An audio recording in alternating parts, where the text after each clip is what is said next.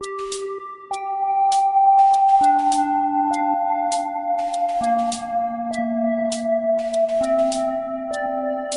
fait, c'était une renaissance totale. On avait un chai qui a été fait dans les années 70, dans lequel moi j'ai fait du vin pendant des années.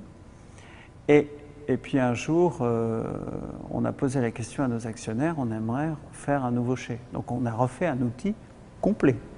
C'est-à-dire qu'on a refait un bâtiment, cuvier, chai à barrique, chai de stockage, chaîne d'embouteillage, administration, jardin, tout pour, en fait, outil complet. Et à l'époque, on avait fait appel à Christian de Porzampar, qui est un architecte assez connu et qui avait fait la tour LVMH à New York avec Bernard Arnault.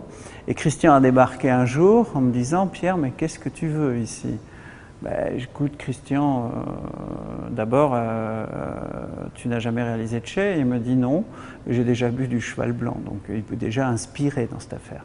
Et en fait, je lui ai dit, écoute Christian, nous on n'aimerait pas avoir une image technologique du vin, puisque cheval blanc, ça se construit surtout sur le terroir, la climatologie, et j'irais même pousser le raisonnement plus loin en disant que le chai n'est pas le lieu de rattrapage de ce qu'on ne saurait pas faire dans le terroir, c'est surtout la matière première.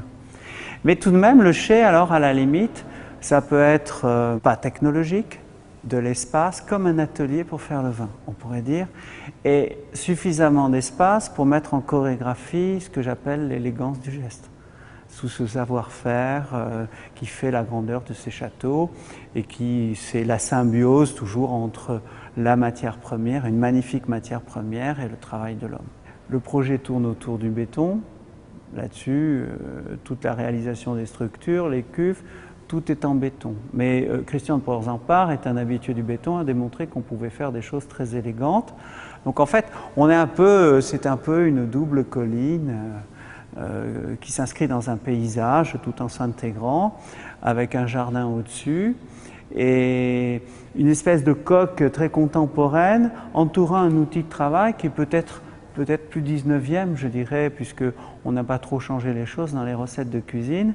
Donc voilà un peu, je dirais, l'objet de ce chai, que nous trouvons tous évidemment magnifique, qui est aussi un avantage pour les gens qui travaillent à l'intérieur, puisque se sentant bien dans cette architecture, forcément, le geste peut être mieux abouti. C'est un peu la démonstration d'une cuve en ciment, qui sont des cuves qui ont une très jolie forme, parce que dessinées par Christian de Porzampar, tout en gardant quand même les caractéristiques techniques des cuves un peu tronconiques que nous ont transmis les anciens, avec un système de régulation thermique à l'intérieur, parce que dans la paroi du fond, il y a des échangeurs, donc on peut contrôler la température. J'ai dit, il n'y a pas d'image technologique, mais sous-jacente, il y a quand même une technologie.